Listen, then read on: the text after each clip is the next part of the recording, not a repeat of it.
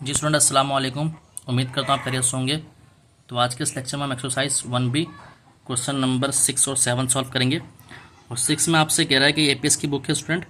6 में आपसे कह रहा है find the smallest value of n such that LCM of n and 15 is 45। कि आपको एन की वैल्यू मालूम करनी है जबकि एलसीएम दिया हुआ है एन एंड 15 का इज 45 है। तो एलसीएम क्या होगा दोनों का, तो ये देख लेते हैं भाई। ठीक है, तो एलसीएम की बात की तो स्टूडेंट क्वेश्चन नंबर 6 सॉल्व करेंगे। 6 में हम यहाँ पर एलसीएम ले लेते हैं भाई। तो डियर स्टूडेंट जो हमें नंबर दिए हुए हैं वो दिए हुए हैं 15 और 45, 15 और 45। 45 एलसीएम है एन 15 का।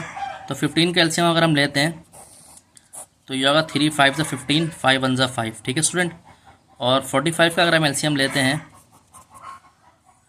3 15 ज़ा 3, 5 ज़ा और 5 1 ज़ा 5। ठीक है भाई। तो ये हमारा 15 का जो एलसीएम आया स्टूडेंट वो आया 3 मल्टीप्लाई 5 इसके फैक्टर आ गए।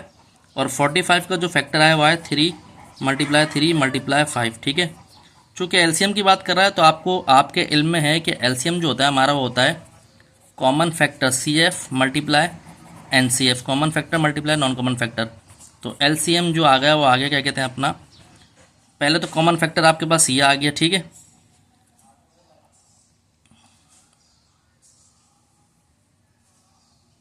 तो एक 3 ये आ गया। ठीक है। अच्छा स्टूडेंट ये भी कॉमन फैक्टर है तो ये हम ले सकते हैं लेकिन हम नहीं लेंगे ये। अच्छा एक काम करें student, common factor non common factor को रहने दें। तो आप एक काम करें एलसीएम इसकी बराबर बताइए, हमने मालूम कर लिया। ठीक है, आप देखें इसको मैं इस तरह भी लिख सकता हूँ 3 मल्टीप्लाई 5 और 3 के स्क्वायर मल्टीप्लाई 5, इसको लिख सकता हूँ।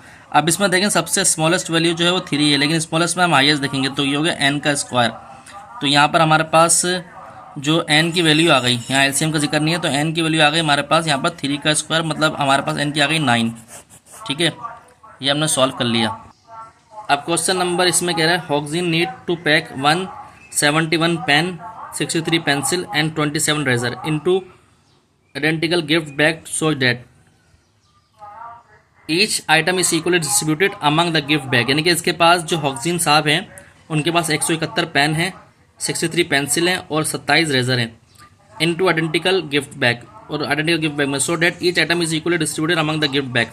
Find the largest number of gift bag that can be packed. आपको largest number of gift pack चाहिए, जो गिफ्ट बैग चाहिए जो जिसमें ज़्यादा पैक हो सकते हैं। ठीक है, लार्जेस्ट से बना दिया कितना ज़्यादा पेंसिल और पेन और रेजर पैक हो सकते हैं। The number of each item in a gift bag, और ईच आइटम कितनी है उसमें। ठीक है, तो हम देख लेते हैं भाई।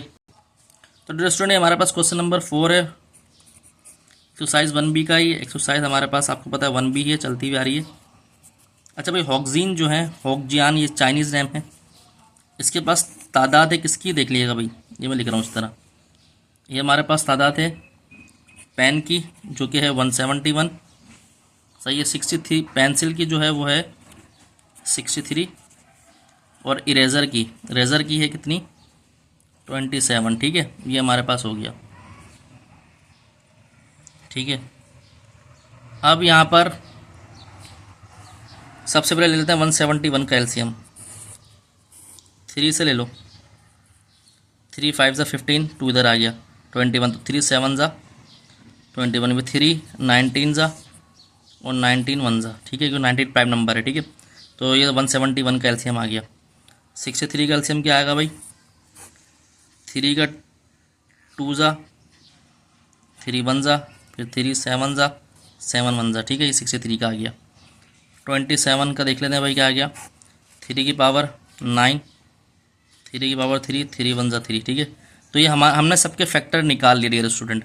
तो 171 के जो आए फैक्टर और 63 के और 27 के, सही है भाई। देख लेते क्या है, यह है 3 मल्टीप्लाई 3 मल्टीप्लाई 19, और यह है 3 मल्टीप्लाई 3 मल्टीप्लाई 7, यह आएगा 3 मल्टीप्लाई 3 मल्टीप्लाई 3। ठीक है भाई, तो एक फैक्टर तो ये आ गया। ठीक है, और एक फैक्टर ये आ गया। इसमें हम देखते हैं कितने आइडेंटिकल पैक बनेंगे, मतलब कि एचसीएफ मालूम करना है। तो पहले तो हमारा आंसर आ गया कि भाई ये 3 मल्टीप्लाई 3 यानी कि ये हमारे पास आ गया 9।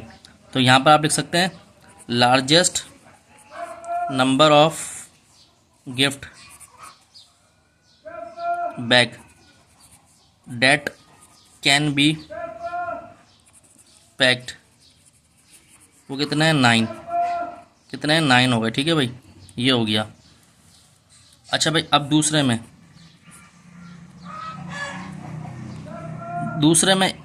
The number of which atom in a gift bag, कितने एटम है गिफ्ट बैग में, ठीक है, ये मालूम करना है। तो ये मालूम करना है, तो आप 171 को डिवाइड करें 9 से, तो देख लें भाई क्या आ रहा है आंसर।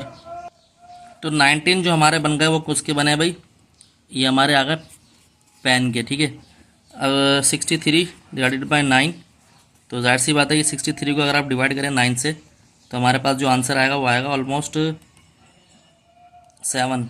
तो ये 7 जो है वो बन गए किसके, पेंसिल के। और रेज़र की बारी आई तो रेज़र के साथ ही 27 डिवाइड करेंगे 9 से, क्योंकि 9 जो है कॉमन फैक्टर आया, तो ये 3 बन गए किसके, इरेज़र के, ठीक है। तो ये हमारे पास 1973, ये हमारे पास ये आंसर आ गया, ठीक है। तो उम्मीद करता हूँ लेक्चर आपको समझ आया होगा। तो अगर आपको हमारा चैनल अच्छा लगा, लाइक सब्सक्राइब करें, दोस्तों में शेयर करें, मज़ीद वीडियो आपको मिलती रहेंगी। अपना ध्यान रखें। अस्सलाम वालेकुम।